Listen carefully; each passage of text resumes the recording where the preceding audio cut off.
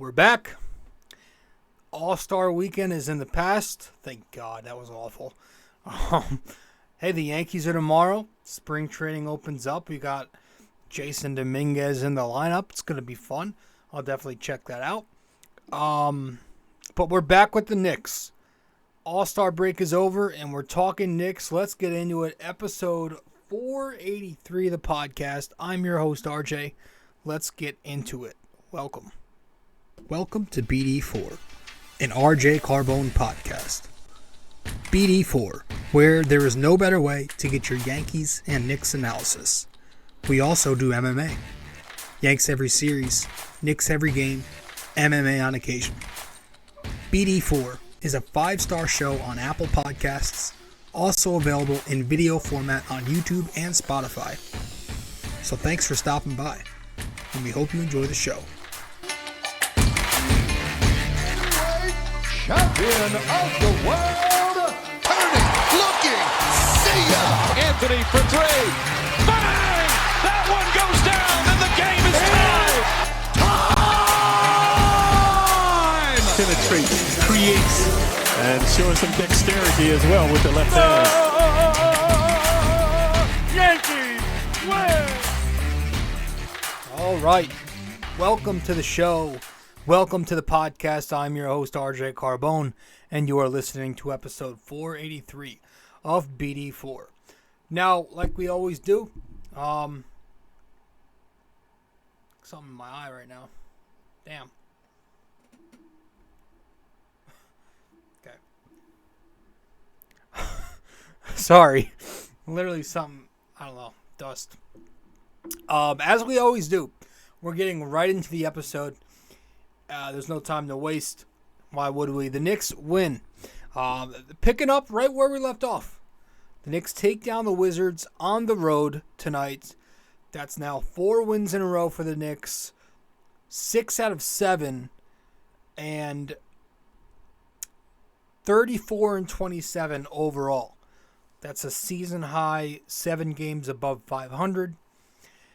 So a huge win for them.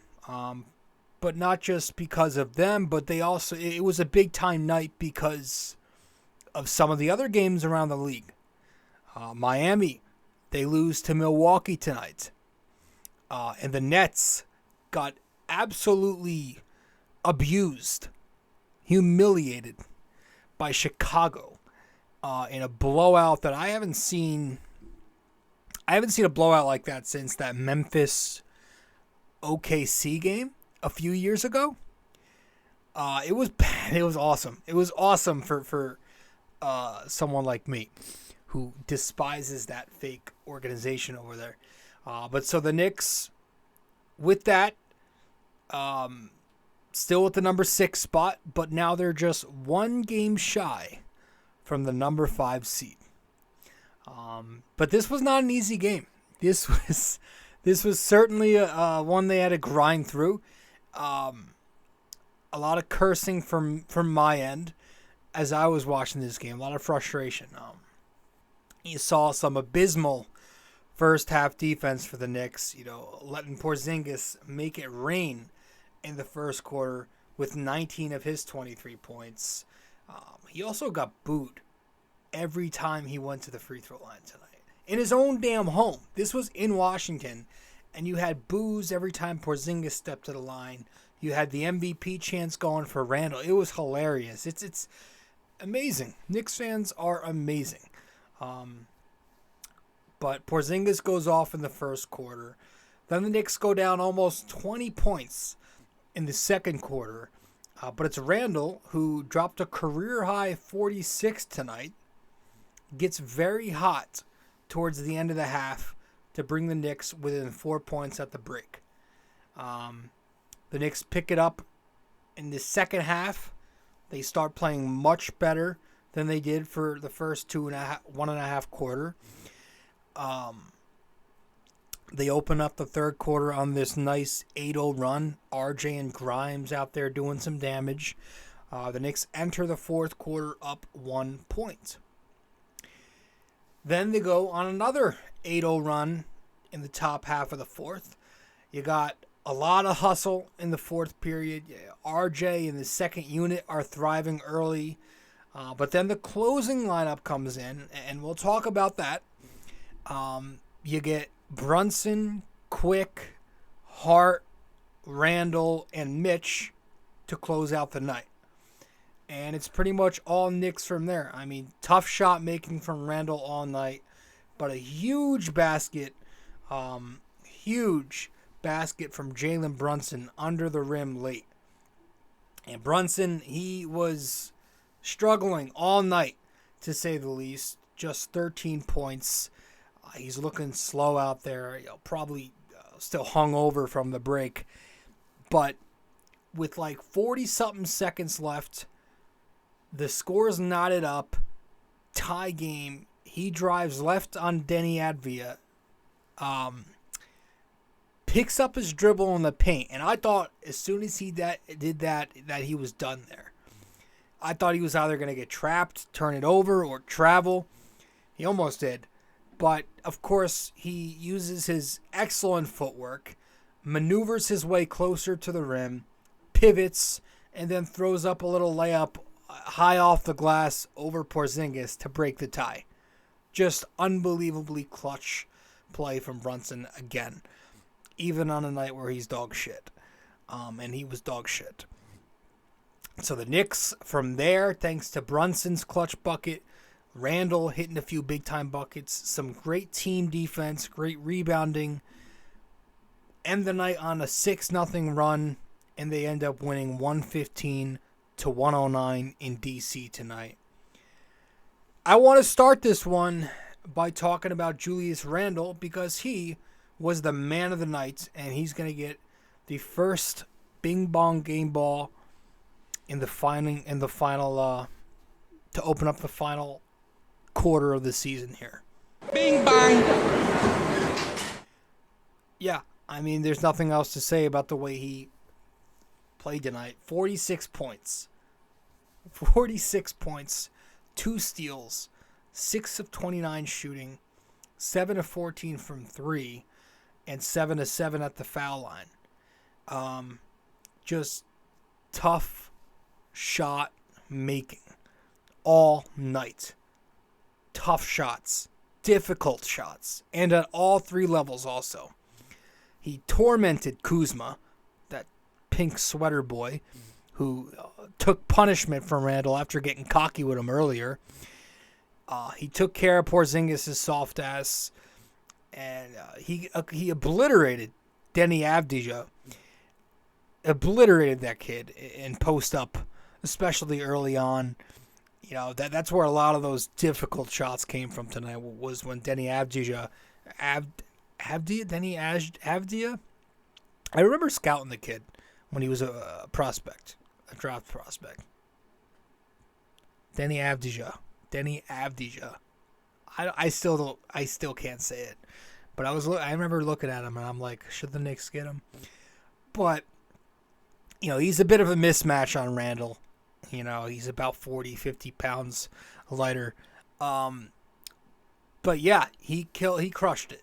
And usually, again, it's Brunson who takes the ball down the stretch.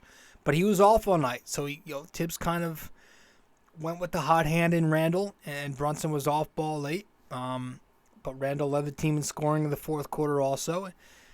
You know, he had the moment with less than 5 minutes left, I would say. The Knicks are down 1 point. Randle knocks down a tough step back over Kuzma to take the lead. Then Beal ties the game on 2 free throws. But the next time down, Randle comes back from the same spot, and he pulls up over Kuzma for another triple to break the tie. You know, and he knocks down a pair of free throws a little bit later. And then, towards the very end, he makes the great pass to Mitch Robinson down low to seal the deal. He reads the double coming, and he swings it down to Mitch. And, yeah, big moments there. But to me, with Randle, it was the second quarter that really did it for me. You know, you have the Knicks down 19 points about midway through the second quarter. And that's really where Randle saved the night. Because if it wasn't for him, they keep playing in mud like they were. And the Wizards go into half with a large double-digit deficit at worst. But Randle saved the night. He ends up scoring 13 points in the second quarter on 6 of 7 shooting. And most of that, if not all, came in the later half. Just tough, again, difficult variety of shots with the turnaround jumpers, a couple ferocious dunks in a row, 3-point baskets. He's banking in hook shots now out there. He was on fire. And so suddenly that 57-38 deficit turns into a 4-point deficit by halftime. So I thought that was the period there, the end of the second quarter, where the Knicks really took the momentum, and it was because of the way Julius Randle was just relentless and refused to get stopped. And he was great tonight. I don't care about the 2 rebounds. He gives you 12 every night. You know, and plus he had Mitch and Hartenstein doing their thing. He was putting on a clinic. You know, he was in his bag and erasing that awful All-Star weekend where he embarrassed himself in the 3-point contest and didn't really get much going in the All-Star game, which I didn't even bother watching the All-Star game. The dunk contest was cool. 3-point contest was so-so. Damian Lillard took it. But Randle was great. He gets the first award. I want to talk about the defense, because the defense and hustle tonight was nuts. It was literally a tale of two halves. It was. The Wizards in the first half, they score 64 points. They shoot 54%, and they're 12 of 21 at the 3-point line.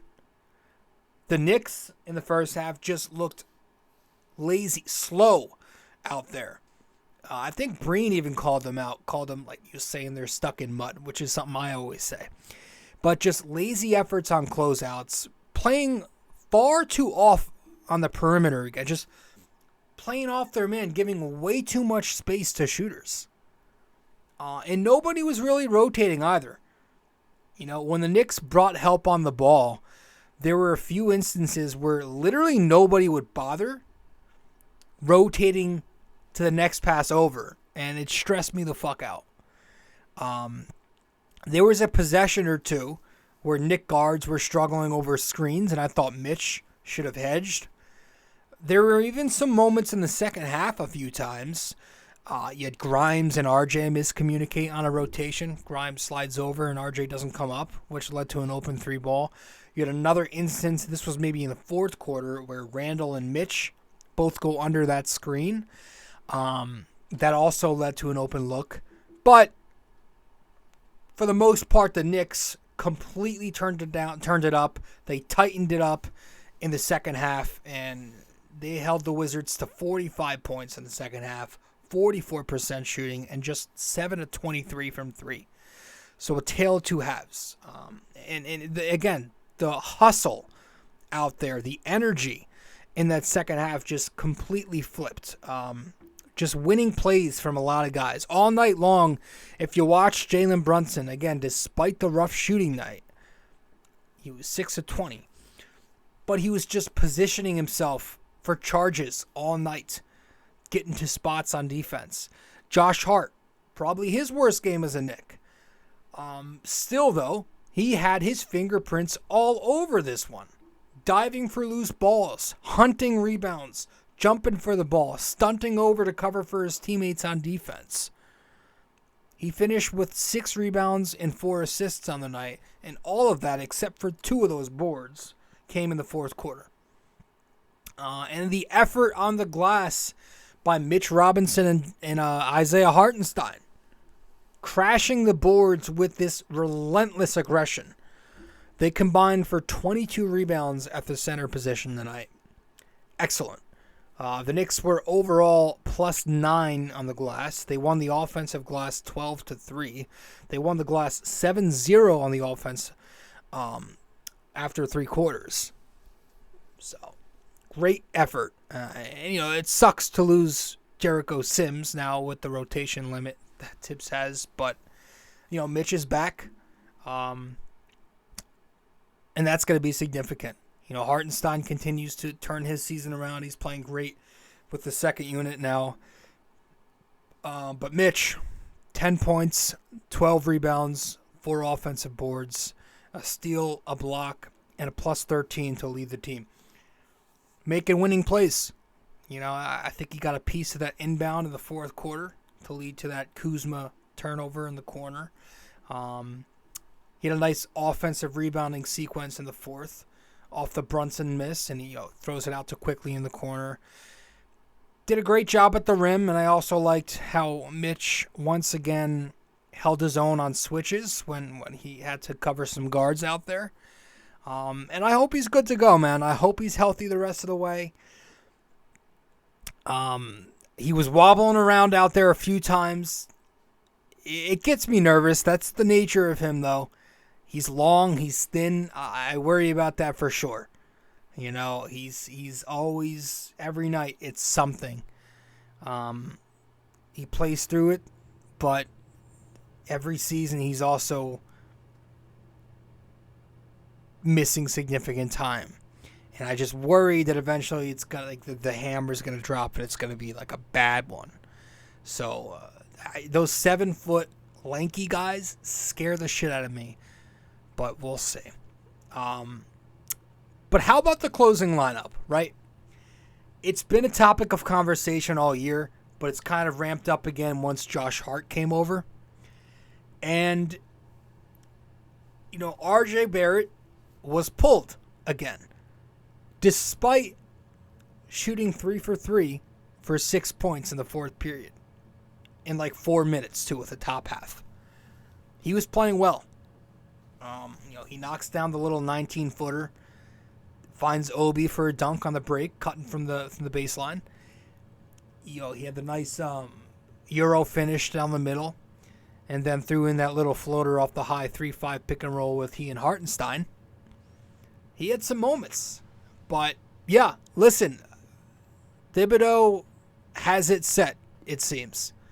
He likes that script rotation thing. It's not a favorite thing of mine, but it's the way he goes. Usually it's for defensive reasons where he pulls RJ late. Although I actually thought RJ's defense tonight was fine. He was active from the get-go in the first quarter. He had some nice moments on the baseline there. But that should say something. RJ shoots 100%. He plays defense. Tibbs still goes with Quickley and Josh Hart in the backcourt because they're more active on the glass. They're more willing passers. They play defense all the time. And right now, they're the more reliable, more consistent offensive weapons. Josh Hart is out there diving on the ground. He's pushing the tempo with his transition play. So I think that, Brunson, Quickley, Hart, Randle, Mitch, that's going to be your closing unit 75% of the time. And then the other 25% is going to be based off matchups and stuff. But I think this is going to be Tibbs' go-to unit in the final 6 minutes. I think he just wants that continuity. He wants established roles. That seems like the argument against those who want more flexibility. Tibbs wants a consistency. He wants to know who he's going to, and he wants his guys to know when they're coming in. That's been his whole thing all year, all tenure as a Knicks coach. He likes that type of tight-knit philosophy. So it's going to be interesting to see. It's a whole kind of a rotation. Grimes, RJ, Josh Hart, but I think for the most part, it's going to be Hart now. And I saw a funny tweet, Fred Katz, conspiracy theory about Josh Hart, probably made by Thibodeau in a lab. And you know what? I think I'm in on that one. That's the real conspiracy, not the DeMar Hamlin one, okay? I want to talk about Immanuel Quickley when we return from break because Quickley's going to get our second award. Let's go to break real quick. Get back. We'll talk about IQ. Hey guys, so if you are a listener of the podcast often and you want to know where to find me on social media, you can find me on Facebook at BD4. You can find me on Twitter at BD4Pod. And you can also find me on Instagram at RobJCarbone. BD4 is located on many different platforms. You can listen to the podcast on Apple Podcasts, and if you do there, be sure to give us a 5-star rating and review. You can listen to it on Spotify, but you can also watch the podcast on both Spotify and YouTube. BD4 is available on many other platforms as well. All you got to do is search it up. Apple Podcasts, Spotify, YouTube, and much more. Welcome back to the show. I'm your host, RJ Carbone, and you are listening to episode 483 of the podcast. Immanuel Quickley tonight was great once again, and he's going to get the award off the bench. Bing bang. 16 points tonight from Quickley, 6 of 11 shooting against the Wizards, 3 of 6 from deep. Quickley kept the Knicks at bay there in that tough second quarter. He did. He pulled up for a 3 from the right wing. That pulled the Knicks within 10 points or something. He drives from the left wing a little later when they're down 19 points. Gets to his spot and shoots the 14-footer. And that was kind of that was the basket that sort of propelled the Knicks onto that late first half run that they went on. And then during that run, he also knocked down a 3-pointer running transition with Randle about 2 possessions later. He's just been super consistent, man. Another double-figure scoring night. Obviously, he contributes in a lot of areas, but he's now scored in double figures in 27 of his last 30 games. He's also shooting 45% or better in 22 of those 30 games. And, again, I said a number of times in the past that I did not think there was another level to Quickley. I said nothing major. I said marginal improvement. This has been a pretty sizable leap he's taken. It's been a pretty sizable. The difference in Immanuel Quickley from his rookie season up to right now has been a significant leap. And I'm happy to be wrong about that. I am. Even earlier this season, he was struggling. In his first 25 or so games, they were very inconsistent. But he has found something, man. He has found it. The second half of his season has been tremendous. So I'm very happy to be wrong about him if he continues this. But, yeah, I mean, we have a back-to-back, so I want to get this episode out early, because these episodes have a short shelf life when we got back-to-backs. But it was a good win. I loved the team contributions tonight. A lot of different guys contributing. We mentioned all the hustle plays, the rebounding, the defense. But the Knicks also had 5 guys in double figures. Randle, obviously, Quickley, but RJ, Brunson, Mitch. They also had a different guy lead each category. Randle with the points, Mitchell Robinson on the glass, Hartenstein, couple steals, along with Randle. RJ and Mitch with a block. So, good, solid, all-around team play tonight.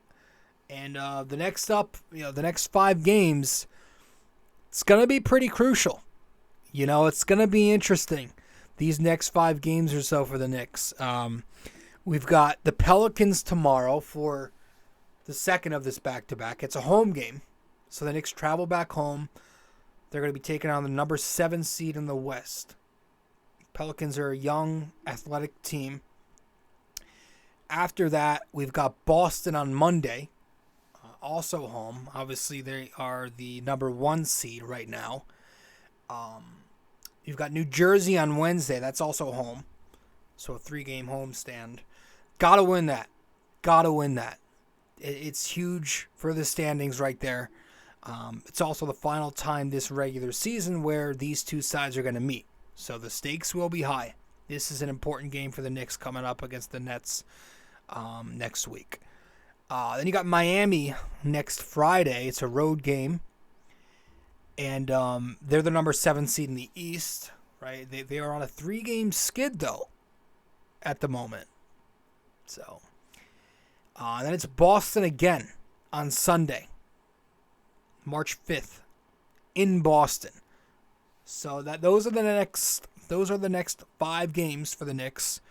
It would be wonderful if the Knicks, at worst, could go 3-2. I would take that. I would like the Pelicans game. I would like the Nets game. And then either Miami or one of the two against the Celtics. Man, if we could do 4-1, that's something impressive right there. That's impressive. But I think I'll live with 3-2. You know, that's got to be the worst we come out of that, though. 3-2.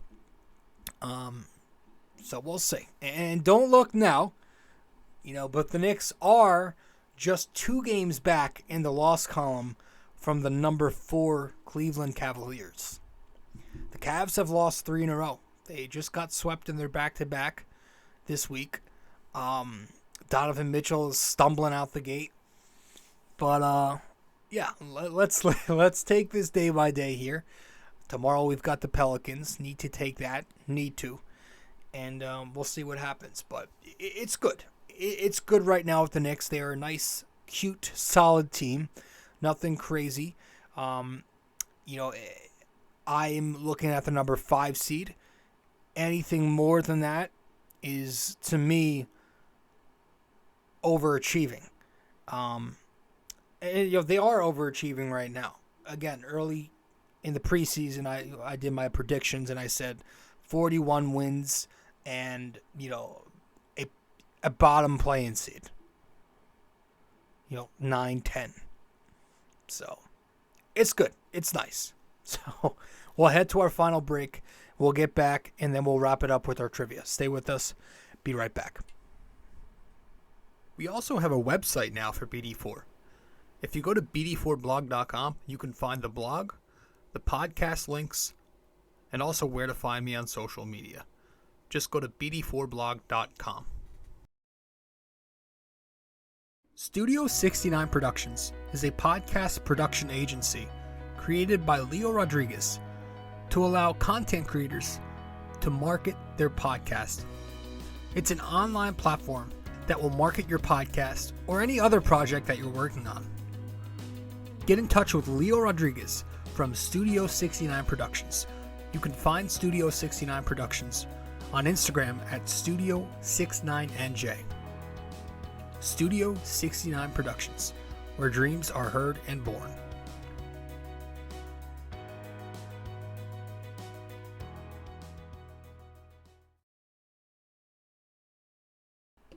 All right, welcome back to the show.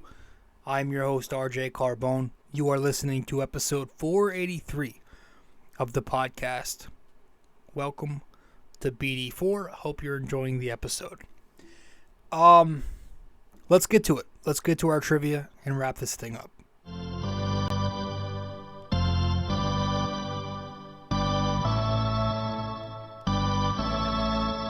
All right.